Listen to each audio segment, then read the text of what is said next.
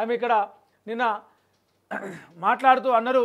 ఇక అదట్లా ఉంటే ఇక బండి ఈటెల ఇద్దరి మధ్యలో ఒక కోల్డ్ వార్ నడుస్తుందా, ఈటలను మెల్లమెల్లగా పార్టీలకు వెళ్ళి బయటికి పంపించేందుకు ప్లాన్ వేస్తున్నారా అనేది కూడా ఒక ఇంట్రెస్టింగ్ వార్త ఇక్కడ వచ్చింది. ఇక్కడ దీంతో పాటే మనకు స్వేచ్ఛలు కూడా సేమ్ వార్త వచ్చింది. నిజంగా కూడా మొన్నటి వరకు బీజేపీ రాష్ట్ర అధ్యక్ష పగ్గాలు ఈటలకే ఇస్తారు, రాష్ట్రం మొత్తం బీసీ బీసీ బీసీ బీసీ అనే నినాదం వినిపిస్తూ ఉన్నది.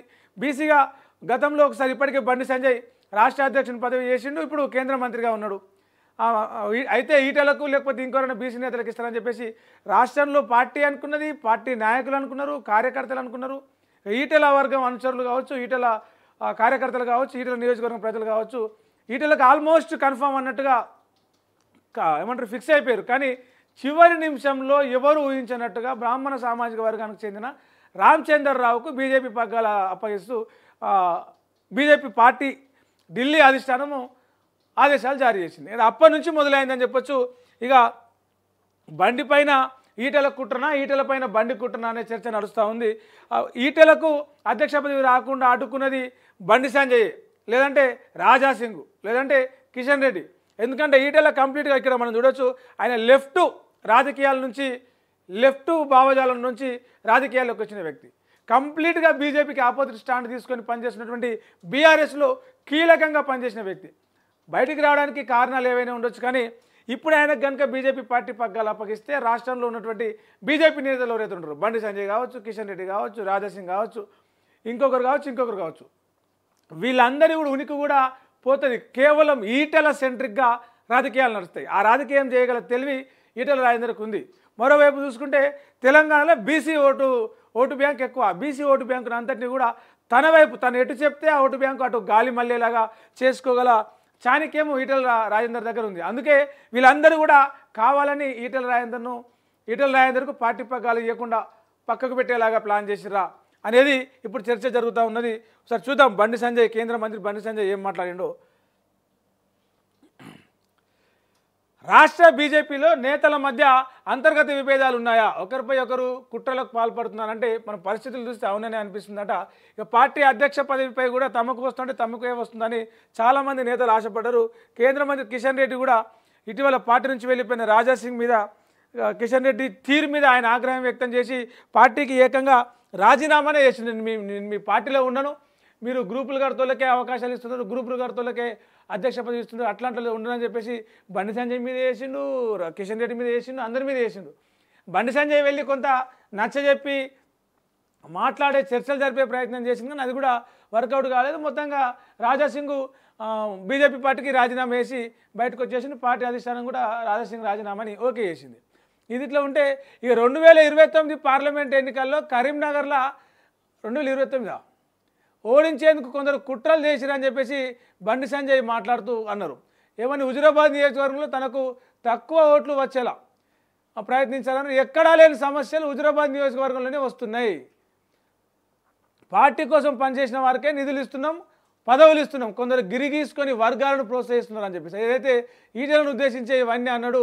వర్గాలను ప్రోత్సహిస్తున్నారు, బీసీలను ప్రోత్సహిస్తున్నారు, ముదిరాజులు అందరినీ కూడా తన వైపు తిప్పుకుంటున్నాడు అని చెప్పేసి మల్కాజ్గిరి ఎంపీ ఈటెల రాజేందర్ను టార్గెట్ చేస్తూ ఆయన మాట్లాడిందని చెప్పేసి ఒక చర్చ జరుగుతూ ఉంది. అంటే చాలా రోజుల నుంచే, అసెంబ్లీ ఎన్నికల ముందు నుంచే బండి సంజయ్కి ఈటెల రాజేందర్కి ఇద్దరికి మధ్యలో కొన్ని విభేదాలు ఉన్నాయి. బండి పదవి పోవడానికి కారణం ఈటెలనే అని చెప్పేసి కూడా బండి సంజయ్కి లోపల ఒక ఏమంటారు ఒక కోపం ఉందని చెప్పేసి కూడా ఒక చర్చ జరుగుతూ ఉంది. ఇటీవల మొన్న బండి రాష్ట్ర అధ్యక్షుని పదవి రేసులో కూడా, ఎవరిని ఎన్నిక చేయాలనే రేసులో కూడా బండి సంజయ్ పేరు వినిపించింది. సేమ్ టైం ఈటెల రాజేందర్ పేరు కూడా వినిపించింది. మరి బండి సంజయ్ వర్సెస్ ఈటెల రాజేందర్ ఎవరు అనుకుంటే అధిష్టానం కొంత ఈటెల రాజేందర్కే మొగ్గినట్టు సమాచారం. ఈటెల రాజేందర్ అయితేనే రాష్ట్రంలో తెలంగాణలో కేసీఆర్ను కొంచెం బలంగా ఢీకొనొచ్చు. కేసీఆర్ ఆయువు పట్టు తెలిసినటువంటి నేత ఈటెల రాజేందర్ కొంత స్పీడ్గా వెళ్తాడు, బీసీ నేత, స్పష్టంగా మాట్లాడగలుగుతాడు, లెక్కలు గీకలని స్పష్టంగా మాట్లాడగలుగుతాడు, ప్రజల్లోకి వెళ్ళగలుగుతాడు, మాస్ నేత. కేసీఆర్ను ఢీకొట్టాలంటే ఈటెల రాజేందర్తో అవుతుంది అనే ఉద్దేశంతో కొంత ఈటెల మీద ఫోకస్ చేసింది. కానీ రాష్ట్రంలో ఉన్నటువంటి అంత రిపోర్ట్ అంతా కూడా ఈటెల వద్దు అన్నట్టుగా పంపడంతో దాంట్లో బండి సంజయ్ మెయిన్గా చక్రం తిప్పిరని చెప్పేసి కూడా ఒక టాక్ నడుస్తూ ఉంది. సో ఇది ఇట్లా ఉంటే ఇక స్థానిక ఎన్నికల గురించి మాట్లాడుతూ బండి సంజయ్ అన్నారు, స్థానిక సంస్థల ఎన్నికల్లో పార్టీ అభ్యర్థులందరినీ గెలిపిస్తా, పార్లమెంట్ ఎన్నికల్లో 2.5 లక్షలతోటి నేను గెలిచినంటే కారణం దానికి కార్యకర్తల కష్టమే. కాబట్టి రాబోయే స్థానిక ఎన్నికల్లో నా కోసం పనిచేసిన కార్యకర్తలందరికీ టికెట్లు ఇచ్చి గెలిపించుకుంటే ఆ బాధ్యత నాదే అని చెప్పేసి అన్నాడు. జిల్లా అధ్యక్షుడు, కరీంనగర్ జిల్లా అధ్యక్షుడు గంగాడి కృష్ణారెడ్డి ఒకప్పుడు తనకు వ్యతిరేకంగా పనిచేసిండు.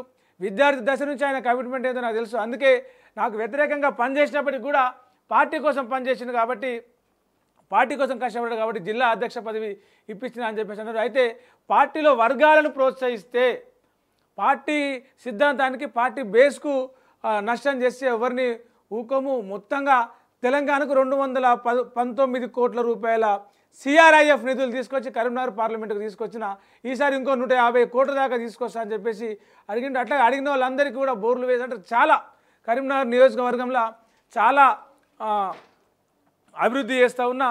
ఇది ఇట్నే కాదు, ఫోన్ ట్యాపింగ్ విషయంలో కూడా సిట్ ముందర నిజాలన్నీ బయట పెడతా 24 తారీఖు నాడు హాజరు కావాలని చెప్పేసి నాకు సమాచారం వచ్చింది. ఈ నెల 24 తారీఖు నాడు సిట్ ముందర హాజరైతే ఫోన్ ట్యాపింగ్ విషయం నాకు తెలిసిన వాస్తవాలన్నీ సిట్ ముందర చెప్తా, అధికారులకు చెప్తా, అసలు ఈ విషయంలో తగ్గేదేలే అని చెప్పేసి అట్లా చెప్తాను. దాంతోపాటు 42% రిజర్వేషన్లు కనుక మీరు బీసీల కోటలో 10% వాళ్ళని తీసేసి ముస్లింలను తీసేసి పెడితే మోడీ దగ్గర నుంచి నేను ఆమోదం తెప్పిస్తా, కేంద్రాన్ని నేను ఒప్పిస్తా. మీరు ముస్లింలను కూడా బీసీలో ఎట్లా కలుపుతారు? బీసీ రిజర్వేషన్లో ముస్లింలను తొలగించాలి. ఈ విషయంలో బీజేపీ చాలా క్లారిటీగా ఉంది.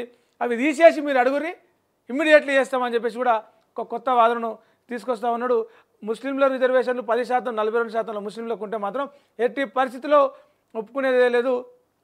తెలంగాణలో ముస్లింలందరికీ 100% రిజర్వేషన్లు అందించే కుట్ర చేస్తూ ఉంది కాంగ్రెస్ పార్టీ. రాష్ట్రంలో 51% బీసీ జనాభా ఉంది, అందులో 32% మాత్రమే రిజర్వేషన్లు ఇస్తామనడం ఎంతవరకు కరెక్ట్ అని చెప్పేసి కూడా ఆయన ప్రశ్నిస్తూ ఉన్నాడు. మరి ఇది ఇట్లా చూస్తే అసలు నిజంగా కూడా ఈటెల రాజేందర్కు పొగబెట్టడానికి, ఈటెల రాజేందర్ను పార్టీ నుంచి బయటకు వెళ్ళడానికి అక్కడ లోపల కొంతమంది నేతలు కుట్ర చేస్తున్నారా, ప్లాన్ చేస్తున్నారా, స్కెచ్ చేస్తున్నారా అనేది కూడా ఒక అనుమానాస్పత్తిగా అనిపిస్తుంది. మొన్నటికి మొన్న రాజాసింగ్ ఆయనంతలో ఆయనే పోయేలాగా పొగబెట్టిర్రు. ఆయనను పట్టించుకోకుండా ఆయన మాటలు కావచ్చు, ఆయన అభిప్రాయాలు కావచ్చు లెక్కలోకి తీసుకోకుండా ఆయన హర్ట్ అయి పార్టీ నుంచి బయటకు వెళ్ళిపోయేలాగా చేశారు.